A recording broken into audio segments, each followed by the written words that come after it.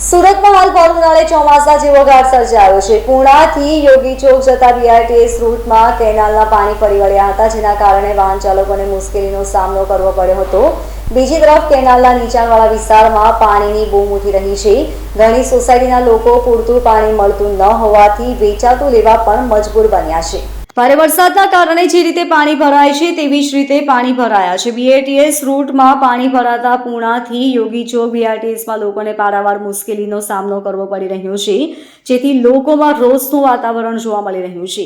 એક તરફ મનપા પાણી બચાવવાની અપીલ કરી રહી છે, તો બીજી તરફ કેનાલનું પાણી રસ્તા પર ફરી વળતું જોવા મળી રહ્યું છે।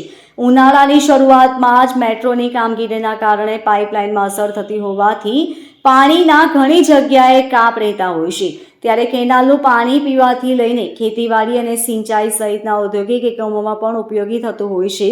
ત્યારે પાણીના વેડફાટથી લોકોને ભારે હાલાકીનો સામનો કરવો પડી રહ્યો છે। Bureau report LK star news, Surat.